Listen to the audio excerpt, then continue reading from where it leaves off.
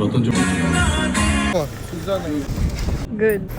High everyone, it's me Zain. আজকে আমি যাচ্ছি বনলতা এক্সপ্রেস দেখতে। আমার ইচ্ছে ছিল আমি একটা সুন্দর পিঙ্ক শাড়ি পরে যাব। শাড়িটা আমি রেডিও করে রেখেছিলাম, কিন্তু আমি টিকিট পেয়েছি যমুনা ফিউচার পার্কের।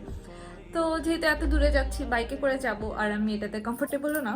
সো আমি চিন্তা করলাম যে আচ্ছা তাহলে আমি একটা সুন্দর পিঙ্ক ফার্সি সালোয়ারই পরে যাই। এই ফিট চেকটা আমি তোমাদেরকে একটু পরে দেখাচ্ছি, কারণ এখন অলরেডি 5:15 বাজে। আমার শো হলো 6টার দিকে স্টার্ট হবে। So let's go. অনেকেই জানতে চেয়েছে ইয়ারিংটা আমি কোথা থেকে নিয়েছি। ইয়ারিংটা আমি তেজগাঁওয়ের সামনে থেকে নিয়েছি। আমি বের হয়ে যাই, বের হতে হতে আমার 5:30 বেজে যায়। অ্যান্ড সেদিন জানি না কিসের এত জ্যাম ছিল, অনেক জ্যাম ছিল রাস্তায়। একটা বিউটিফুল সানসেট দেখতে দেখতে পৌঁছায় গেলাম আমরা বসুন্ধরায়। আমার অনেক ইচ্ছে ছিল আমি শাড়ি পরে মুভিটা দেখতে যাব, কিন্তু হলো না। যে নূরা আমাদের জন্য ওয়েট করছিল, সো এই যে তারপর আমরা চলে যাই। অলরেডি 20 মিনিট লেট করে ফেলেছিলাম।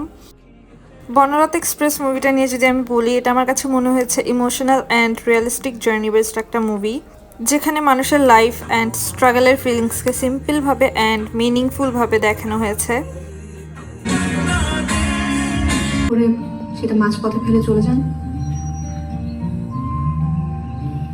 শুনেন,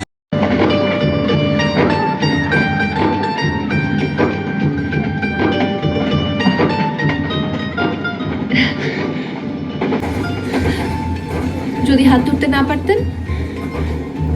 ট্রেন মিস করতে পারি, কিন্তু তোমাকে এত সহজে মিস করবো না।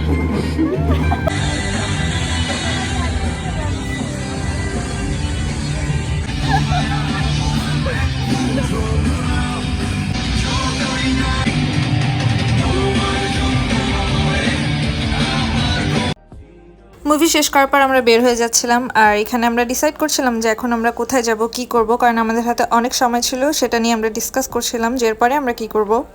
এখানে নূরা আমাদের সবাইকে কোন আইসক্রিম কিনে দিয়েছে। সবাই আমরা ডিফারেন্ট ফ্লেভার নিয়েছিলাম। এখানে নূরার জন্য ওয়েট করছিলাম, আর এখানে অনেক সুন্দর বাতাস হচ্ছিল, বাতাসটা এনজয় করছিলাম। And I got such a beautiful birthday surprise with cake and a lovely lily বুকে। Ordered tea and got exactly what I wanted, this view. আমরা মুভি দেখতে গিয়েছিলাম 13th এপ্রিল। সেদিন কিন্তু আমার বার্থডে ছিল না। আমার বার্থডে তো তোমরা জানোই কবে ছিল।